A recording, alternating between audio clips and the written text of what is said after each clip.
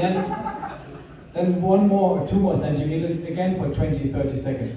دوباره 2 سانت بیشتر برای 20 ثانیه. And you do it until it's full bar. این کار ادامه میدیم تا اینکه دیگه فول اسپید بشه. And while you're doing this, you are watching your instrument and you see, it's 9.8, 9.9, maybe 10, and then it's going down again, the LD. اینجوری داریم برای جیپیس هم نگاه کنیم، گلاید رو نگاه کنیم. گلاید 9 بود، 9.5 شد و بالا رفت و بعد از یه جایی گلایدشون کم میشه. A friend of mine did this. He mounted his GoPro somewhere here.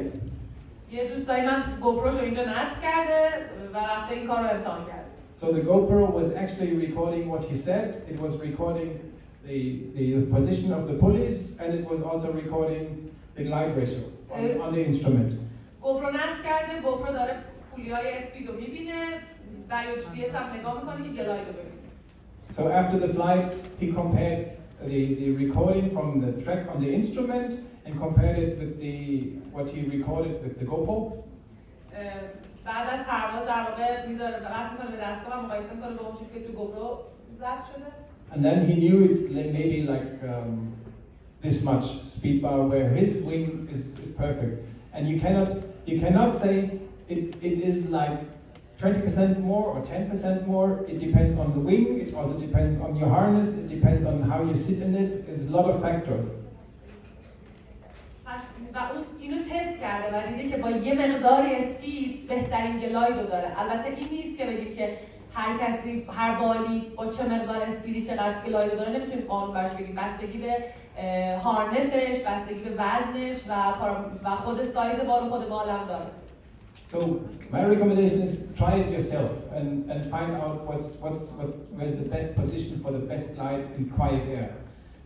یه توصیه که من دارم اینه که توی هوای آروم خودتون امتحان کنید و تست کنید ببینید بهترین گلاید بالتون چقدر اسپید داره. And now we talk about active air. حالا می‌خوایم راجع به وقتی که هوا اکتیو توربولانسی لیفت و سینک داریم توی هوا صحبت کنیم. There's 3 possibilities how you can control your wing, like moving air. If you just let your wing fly, it probably flies like going up, going down, lift here, lift there. It's not flying in a straight line. If you don't do nothing, you just hands it off and the wing goes. تو هوای توربولانسی اگه هیچ کاری به برکاتون رو اعمال نکنید خب بال صاف پرواز نمی‌کنه. بالا پایین میره، پیچ موشن داره و تکون می‌خوره. And in the old days, basically everybody did all the control job with the brakes. قدیما همه کنترل رو با بریک اعمال می‌کردن برای کنترل بالشون. And of course, using only the brakes is not very efficient. در واقع فقط استفاده از بریک خیلی کاربردی و اثرگذار نیست یا فقط با کنترل بریک. Because what you want to do is to have your wing always right above your head. Vertical, here's the best position. I hate it when it's here, I hate it when it's there or even there. Here's good. هدف اینه که بالو بالا سرمون نگه داریم. جلو عقب پشت نباشه. And if you talk about active piloting, you can say it's everything you undertake to make sure your wing stays here. خب راجع به اکتیو پایلوتینگ که صحبت می‌کنیم معنیش اینه که باید همه کاری که می‌تونیم رو بکنیم که بالمون بالا سرمون نگه داریم. And when you use your brake, what you actually do is you destroy the airfoil. You destroy performance. با اعمال بریک کاری که در واقع ما داریم می‌کنیم خراب کردن پرفورمنس و خراب کردن فرم ایرفویله. I'll give you an example. We're flying this way. Using the brakes is like this. And then the airfoil is not as performant anymore. داریم از این پرواز می‌کنیم با گرفتن بریک در واقع شکل ایرفویل رو خراب کردیم که پرفورمنس قبلی رو بار نداره. And if you use a modern speed bar, modern acceleration system, it's a complicated thing, and what it does, the whole thing is changing the angle of attack. It's not just destroying it, but the whole thing is moving like this. ولی ما اگه اسپید بار رو استفاده کنیم کاری که در واقع داریم می‌کنیم اینه که کل فرم ایرفویل رو کل زاویه حمله ایرفویل رو داریم تغییر میدیم. And when I fly cross country, let's say it's a good day and I want to fly far. خب می‌خوایم فرض کنیم یه روز خوبه که من می‌خوام پرواز مسافت بلند کنم. That means I have to fly a long time, and that means I should try to fly fast. معنیش اینه که من باید خیلی طولانی توی هوا باشم و سعیم اینه که سریع پرواز کنم. And if we have a day where 200 or 250 are possible, the good pilots, they all fly basically full bar. اگر که یه روزیه که 250 کیلومتر امکان پذیره که پرواز کنیم، خب همه خلبانا با فول اسپید پرواز میکنن. And what I used to do until now, I'm at that very interesting position now because changing from Mentor 6 to Mentor 7 means changing from a 3-liner to a 2.5-liner. خب الان من از منتور 6 رفتم رو منتور 7 یعنی یه بال 3 لاینر داشتم، الان رفتم روی بالای 2.5 لاینر. And until now, I was controlling pitch control with a speed bar. تا الان من پیچ موشنای بالمو با اسپید کنترل می‌کردم، با کم و زیاد کردن اسپید. So the standard setup on my Mentor 6 was like 70-75%. اون اسپید در واقع با فشار دادن اسپید حدود 70% اینا اعمال اسپید میشد با پله اول اسپیدم. And I'm sitting in my harness and I'm constantly accelerating, decelerating, like sitting like this all the time to optimize the onset of attack, not with my brakes, but with the speed system. برای کنترل پیچ موشنای بالم تمام مدت داشتم با کم و زیاد کردن اسپید بالو کنترل می‌کردم. And what actually happens that the last 3 wings, when I sold them after 2 years, I got new risers from Nova because it was warranty because they were worn out when they were going over these rings. خب به خاطر اینکه خیلی زیاد من اسپید رو کم و زیاد می‌کردم بعد 2 سال که می‌خواستم بالام بفروشم چون که وارانتی بود یه ست رایزر جدید از نووا گرفتم به خاطر اینکه انقدر استفاده کردم که مستهلک شده بود اسپید. And that's basically the same with other brands wings as well. And if you look at modern acceleration systems, it's not just these welded metal rings, it's also pulleys now that have less friction and that make the whole thing last longer. و الان به خاطر همین خب بالای جدید همه تغییر کردن پولی دارن که طولانی مدت‌تر بمونن که وقتی با اسپید کار می‌کنیم در واقع عمر داشته باشن به جای اون حلقه‌های آهنی. And there's one disadvantage of controlling pitch movement with the speed bar is you can only control pitch movement but not rolling. و یه فایده دیگه‌ای که کنترل بال پیچ موشن‌های بال با اسپید بار داره اینه که فقط پیچ موشن رو کنترل می‌کنیم دیگه موشن رول پیدا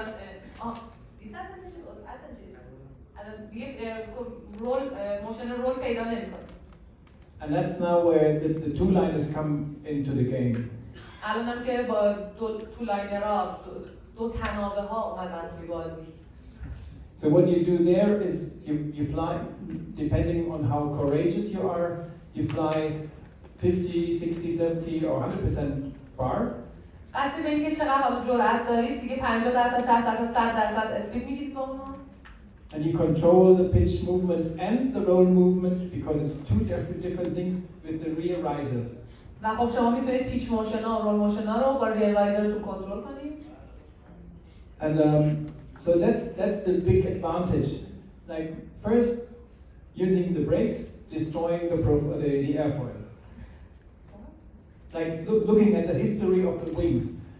In the early days, everything was controlled with the brakes, and you were destroying the airfoil and reducing performance. خب پس یکی قدیما وقتی که این کارو با بریک کنترل کردیم پیچ موشنا ایرفویل رو از بین می‌بردیم و پرفورمنسمون از بین می‌رفت. Just to indicate the improvement how or the change of style how you fly the wing. In the first was only brake, then it was speed bar, and now rear riser control. خب اگه بخوایم در واقع شفافش کنیم اینه که چجوری تغییرات و مدرن شدن بالا چجوری تغییر کرده. اول ما فقط با بریک بالا رو کنترل می‌کردیم، بعد با اسپید سیستم کنترل می‌کردیم، الان ما این ریر رایزر کنترلر داریم. And there's also several wings that work quite nicely with rear riser control that are not 2 or 2.5 liners, like a Sigma 11 I flew, and I liked it also the way you could control it just with the rear risers and with this connecting things. و این بالای جدید در واقع دونیم لاینرها مثلا مثل سیگما که باش پرواز کردم خیلی خوب میشه با این ریر رایزر پیچ موشن‌ها رو کنترل کرد. But I am pretty much convinced that 2.5 liners maybe for E and B or A and C, and soon there will be many like the Air Design Volt 4. Is it correct? That's the first E and C 2-liner, and also Nova is working on an E and C 2-liner, and I'm sure there will be many more companies working on E and C 2-liners because the possibility to control the wing without destroying the profile is much simply better. به نظر میاد که در واقع این حالا 2.5 لاینرها دارن تبدیل میشن به 2 لاینرها برای کلاس‌های پایین‌تر که الان ایرزان یه ولف 2 داره که کلاس 3 2 لاینره و به نظر میاد که خیلی برن روی این متد. دلیلش اینه که با این 2 لاینرهایی که وجود دارن ما میتونیم بال رو کنترل کنیم بدون اینکه ایرفویل رو تغییر بدیم و پرفورمنس رو قرار کنیم. And there's also one good thing when you use rear riser control. If you try to control the pitch movement with the speed bar, یه چیز جالبی که وجود داره اگه که ما بخوایم که با اسپید بار پیچ موشن رو کنترل کنیم توی دو لاینرها حالا میگه بقیه‌اش میفهمم.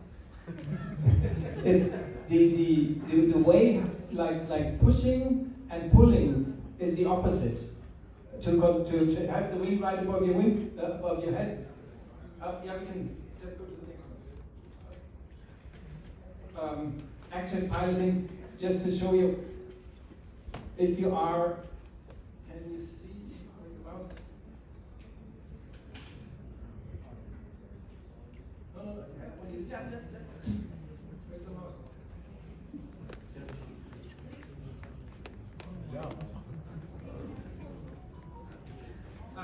Okay, we found it. So here the glider is in stable glide, this position on the very right.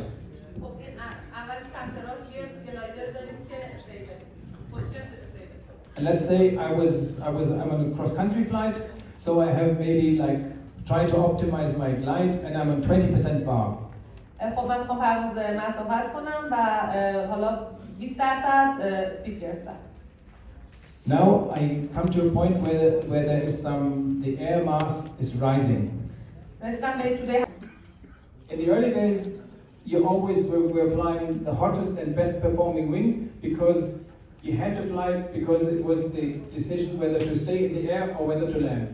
اون اولا همیشه باید با بالاترین پرفورمنس بالی که موجود بود می‌پریدیم که بتونیم پرواز کنیم چون که فکر کنم خیلی چون پرفورمنس ها بد بوده دیگه بهترین چیزی که بود انتخاب کنیم. And in these early days, like from 86 to early 90s, there were some constructions that were killer wings. توی سالهای انتهای دهه 80 و اوایل 90 بالایی بودن که در واقع می‌کشتن آدم‌ها رو. And unfortunately, I lost some of my friends with these killer wings because they were really extremely dangerous, and today I would never dare to fly them again. و من متأسفانه خیلی از دوستامو از دست دادم به خاطر پرواز با اون بالایی که امروز ما دیگه هیچ کدوم جرأت پرواز باشون نداریم. And then they got better and better and better and better. بعد بالاهای آروم بهتر شدن. Really fantastic. Suddenly from going down, we started to fly, and we discovered thermaling, and suddenly we were flying, not only descending. و خیلی هیجان انگیز بود که از روزگاری که فقط با بالا سر می‌خوردیم کم کم تونستیم یه ذره بیشتر گلاید کنیم و بعد حتی تونستیم ترمال بچرخیم و ترمالینگ شروع شد. And then thinking I'm a good pilot, I'm an experienced pilot, I always flew these hot things, I kept on flying what's today E and D wings or maybe even higher. من فکر می‌کردم که خب من خلبان خوب با تجربه‌ایم و با بالی اون زمان پرواز می‌کردم که الان توی در واقع لول کلاس‌های دی یا بالاتر امروزه محسوب میشه. And that's when I started to get into cross-country flying. بعد شروع کردم پرواز مسافت. And for many years, I got stuck like with 80 kilometers. And I think 7 or 8 years, I never went further like 75, 80, 85, 4 or 5, maximum 6 hours of flying, and then I bombed out. All the time, again. For half 8 سال، برای 7-8 سال من با توی کیلومتر 80 گیر افتاده بودم. 8 پرواز میکردم کیلومتر 80 بمبارد میشدم و حتی با 6 ساعت 5-6 ساعت هم پرواز بازم توی 8 کیلومتر 80 بیشتر نمیتونستم برم. And that's also when we decided at Nova not to take care so much for competition flying, but more focusing on normal wings for normal pilots, maybe E and B, E and C. بعدش ما تصمیم گرفتیم توی نووا بیایم خیلی تمرکز رو بالای مسابقه نکنیم و بیایم با هدفمون بشه با خلبانای معمولی بالای کلاس B و C. And this is when it started with the mentors and بعد رفتم با منتور پرواز کردم. And that's also when we founded the Nova Pilots team. بعد تیم نووا خلبانای نووا پایلوت و خلبانای نووا رو در واقع جمع کردیم. And what we had in mind is to increase the social acceptance of flying lower category wings. و این تو ذهنمون بود که پذیرش اجتماعی پرواز با بالهای کلاس پایین‌تر رو ایجاد کنیم. Because I noticed for myself, if I mean, suddenly working at Nova, I had access to different kinds of wings, and also I started to fly E and B wings. بعد من رفتم خب تو نووا بودم دسترسی به بالهای متنوع زیاد شد و با بالهای کلاس B پرواز کردم. And at that time there was the first 200-kilometer FAI triangle with the Mentor 1 or even Mambo bit that was the wing before Mentor. You flew? No, not me. Some J pilot. اون زمان اولین پرواز مثبت 200 کیلومتر با بال 1 و 2 مثبت 100 اولین پرواز مثبت با بال بیچی؟ Mix is Mambo, so it is like 1 و 2 نووا مامود است. اولین پرواز مثبت 100 اون زمان باش پرواز میشه. So that was the proof you can fly very long distance with a lower category wing. خب این اثباتی بود برای اینکه شما پرواز مسافت طولانی با بال کلاس پایین هم میتونید انجام بدید. And then I thought, okay, I fly with it. And then at one of the meetings of the Nova Pilots team, we were flying together, and one guy said, tomorrow is going to be very good, you will fly 150. توی جلسه بودیم ما هم گفتیم فردا خیلی هوای خوبی و تو قراره که فردا 150 کیلومتر پرواز کنی. Okay, 5 minutes. Then we have a break. So we went flying, and on this day I improved from 80 or 75 or something to 165. Double! Bam! Mentor 1 or 2. بعد من رفتم با یه بال کلاس 1 و 2 منتور از 70-80 کیلومتری که 7-8 سال توش مونده بودم با اون بال کلاس 1 و 2 پرواز کردم و تونستم 150 کیلومتر پرواز کنم که 2 برابر رکورد قبلی بود. And then I realized step by step that with my skills, my abilities, I can fly a longer distance with the lower category wing than with the higher category wing because I have okay. Because what actually happens is like I have a certain amount of concentration that I can spend during my flight for 10 hours. من فهمیدم که من یک مقدار مشخصی تمرکز دارم که میتونم در طول پروازم استفاده کنم. پس میتونم با یه بال کلاس پایین‌تر، طولانی‌تر پرواز کنم، برای همین میتونم مسافت بیشتری برم. و اگه یه بال کلاس بالاتر رو پرواز کنم چون زودتر خسته میشم، پس کمتر توی هوا، پس مسافت کمتری میتونم برم. And then I noticed if I spend some of my concentration to control the wing, و فهمیدم که اگه بخوام بخشی از تمرکزم برای کنترل بال استفاده کنم، I lose this ability to think about my route, my tactics, my strategy of the flight. پس اون بخش از تمرکزم رو دیگه ندارم برای اینکه بتونم استراتژی و مسیر رو در واقع خود پروازم تمرکز کنم. So with my abilities, I'm not able to fly a wing that needs too much attention from my side. But with an E and B wing, or be as a mentor, but it could be a Yoda, it could be a Chile. These wings just need less attention from the pilot. So they are easier to control and it's much easier to fly them for 10 hours. بالای کلاس پایین‌تر برای من اینجوریه که با پرواز با یه بال کلاس پایین‌تر چون مقدار تمرکز و کنترل کمتری برای کنترل وسیله نیاز داره، پس من میتونم طولانی‌تر باش پرواز کنم و بهتر پرواز کنم. And that's something very important for every pilot to recognize. There are pilots who can fly Enzo, Zeno for 10 hours. I cannot. And if you are like me, then a lower category wing might be better for you to fly a long distance. And if you buy a high category wing, you will not fly as far. خلبان مختلفن. خیلی هستن که میتونن با یه بال کلاس بالا مثل زنو انزام 10 ساعت طولانی پرواز کنن. ولی اگه شما خلبانی مثل منی که پرواز با یه بال آسون‌تر به شما کمک میکنه که طولانی‌تر پرواز کنید، زمان بیشتری پرواز کنید، پس اون به شما کمک میکنه که شما مسیر بیشتری برید، پس برای شما اون بال بهتره. And now let's have a break so you can recover a little bit from so much talking.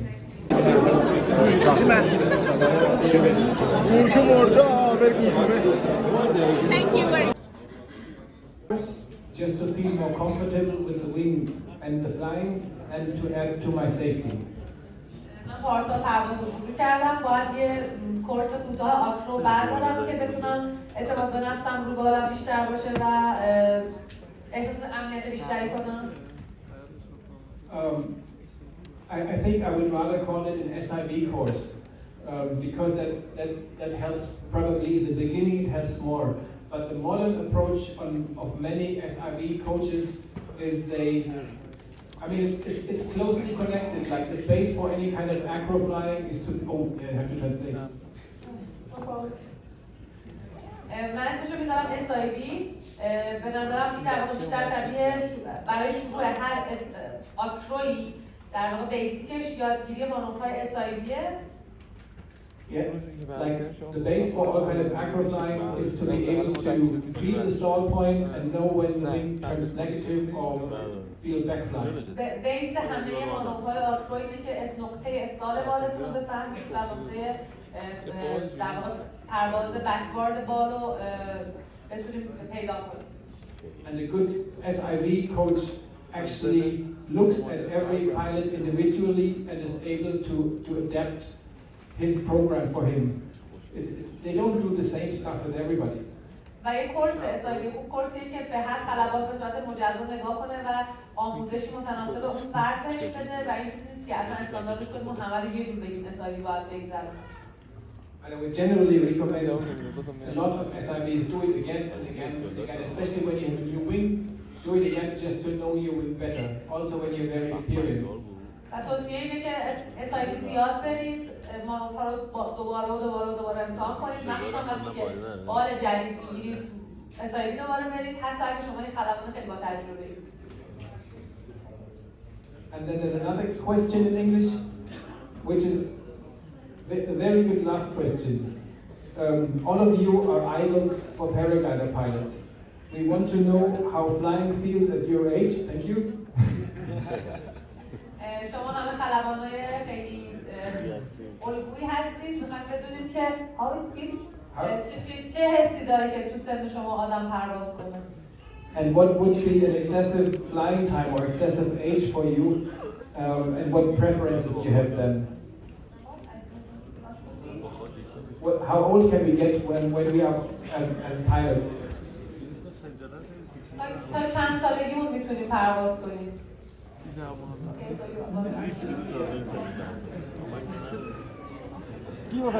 I think that's really very closely related to the last sheet of the presentation, the very last sheet. این خیلی سوال خوبیه و برای اختتامیه و خیلی هم دقیقاً شبیه اسلاید آخری که ما آماده کرده بودیم برای این پرزنتیشن.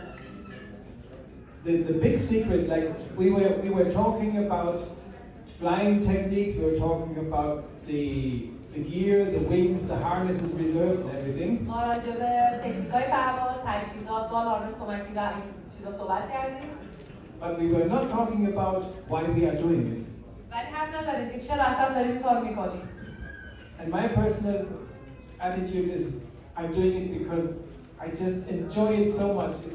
it's the best thing that one person by himself can or herself can do alone. من پرواز میکنم برای اینکه به نظرم خیلی لذت میبرم و به نظرم این باحال‌ترین کاریه که یه نفر میتونه انجام بده پرواز. And like when you get older, you get less fit, your reactions are slower, so maybe in 10 years time I will fly an ENA wing. وقتی شما پیر میشین اکسلامالاتون کندتر میشه و از آمادگیتون کاسته میشه. من فکر میکنم شاید تا 10 سال آینده با یه بال کلاس 1 پرواز کنم. برم کلاس 1 پرواز. But it does not matter to me whether other people are fly much further or go faster. I want to enjoy myself, and as I say, the best pilot is the one who enjoys flying the most. من اهمیتی برام نداره که کی بیشتر یا بهتر یا سریعتر پرواز کنه. من میخوام خودم لذت ببرم و فکر میکنم خلبان برنده و خلبانیه که بیشتر لذت برده.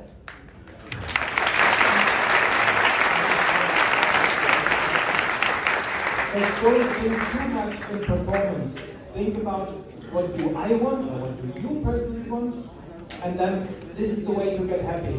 And I would also like to ask the experienced pilots not to look down from above and say he's only cruising around. میخوام بهتون بگم که خودتون رو با بقیه مقایسه نکنید. اینو گفتم از من به شما نسیدم. بعد